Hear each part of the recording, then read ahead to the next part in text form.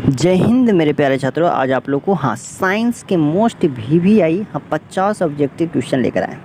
New model paper आप लोग को ऑब्जेक्टिव क्वेश्चन है। अगर साइंस में 40 में 40 ऑब्जेक्टिव में नंबर लाना चाहते हैं प्लीज़ ये वीडियो को जरूर देखिए। 2025 के फाइनल बोर्ड के एग्जाम देने वाले हैं जो स्टूडेंट। चलिए बिहार बोर्ड का सारा ऑब्जेक्टिव क्वेश्चन है, प्लीज़ वीडियो को पूरा जरूर देख लीजिए। देखिए प्रश्न नंबर 1 क्या करा कि वास्तविक वस्तु का आभासी प्रतिबिंब बनता है। करा कि वास्तविक वस्तु का आभासी प्रतिबिंब बनता है समतल दर्पण में कि उत्तल दर्पण में कि अवतल दर्पण में कि इनमें से सभी। तो आप लोग याद रखिएगा समतल दर्पण। समतल दर्पण बिल्कुल राइट आंसर हो जाएगा। 2 नंबर प्रश्न करा कि डायऑप्टर उस लेंस की क्षमता होती है जिसकी फोकस दूरी 1 सेंटीमीटर हो कि 2 सेंटीमीटर हो कि 2 सेमी हो कि 1 मीटर हो। तो आप लोग याद रखिएगा 1 मीटर हो। आप लोग ऑप्शन डी बिल्कुल राइट आंसर हो जाएगा।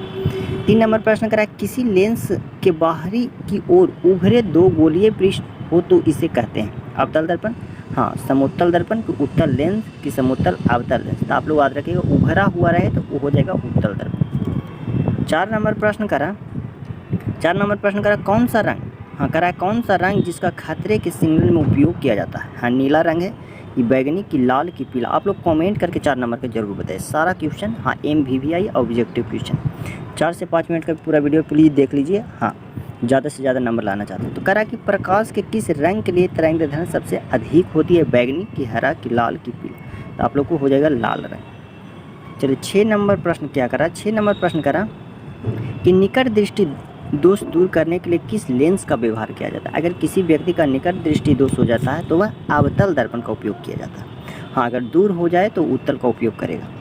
चलिए अगला नंबर प्रश्न क्या करा। अगला नंबर प्रश्न 7 नंबर करा कि किसी कुंडली का प्रतिरोध ज्ञात करने का सूत्र किसी कुंडली का प्रतिरोध ज्ञात करने का सूत्र होता है। तो आप लोग याद रखिएगा R बराबर V/I होता है।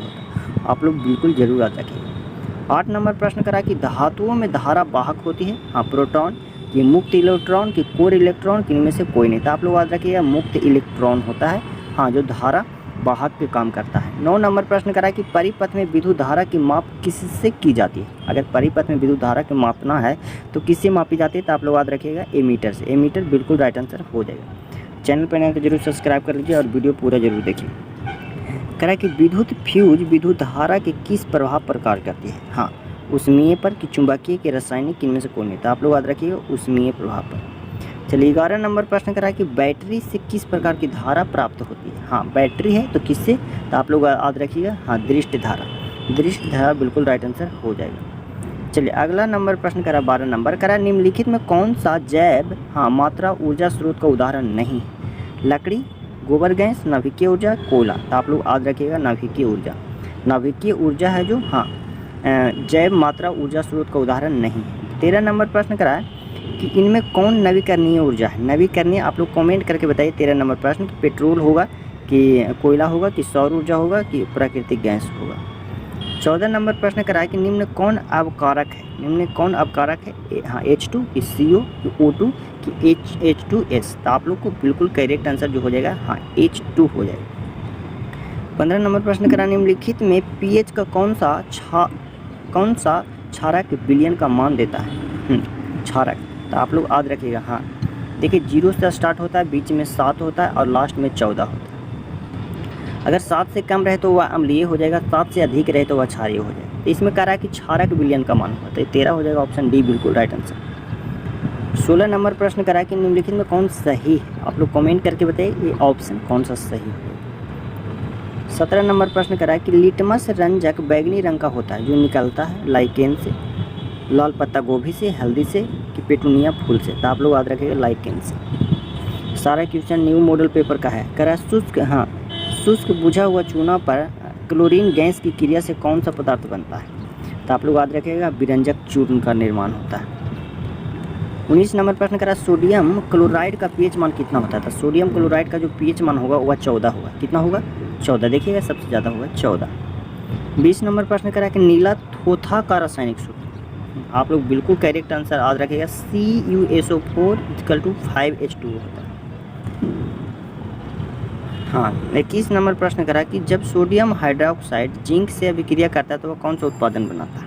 तो आप लोग याद रखिएगा वो बनाता है Na2ZnO2 + H2O बनाता है। करा 22 नंबर पित्तल है, हाँ धातु है कि अधातु की, मिश्र धातु की, उपधातु, तो आप लोग याद रखिएगा मिश्र धातु। 23 नंबर प्रश्न करा कि ब्रोमीन अधातु की अवस्था होती है, ठोस की, गैस की, द्रव की, इनमें से कोई नहीं, तो आप लोग याद रखिएगा द्रव होता है। 24 नंबर प्रश्न करा है कि निम्न में किस हाइड्रोकार्बन के 3 अबंध होते हैं, हाँ किस हाइड्रोकार्बन के 3 अबंध होते हैं, तो आप लोग याद रखिएगा हाँ C3H8। 25 नंबर प्रश्न के आप लोग कमेंट करके बताइए कि चीनी का रासायनिक सूत्र क्या होता है, चीनी के रासायनिक सूत्र आप लोग कमेंट करके बताइए। 26 नंबर प्रश्न करा कि हीलियम परमाणु के बाहरी कक्षा में कितने इलेक्ट्रॉन होते हैं, तो आप लोग याद रखिएगा 2 होते हैं, कितने होते हैं 2 होते हैं। 27 नंबर प्रश्न करा है कि स्वपोषी पोषण के लिए आवश्यक है, स्वपोषी पोषण के लिए आवश्यक है H, CO2 कार्बन डाइऑक्साइड भी, हाँ क्लोरोफिल, सौर प्रकाश, सभी, यानी कि ऑप्शन डी हो जाएगा। हाँ पेड़ पौधों के लिए तीनों जरूरी है, तभी वह प्रकाश संश्लेषण से अपना भोजन बना पाएगा। करा कि कवक में पोषण की कौन सी विधि होती है, कवक में पोषण की मृत जीवी विधि होती है, काफ़ी इंपॉर्टेंट क्वेश्चन है। 29 नंबर प्रश्न करा कि क्लोरोफिल वर्णक का रंग, आप लोग जरूर कमेंट करके बताइए क्लोरोफिल वर्णक का रंग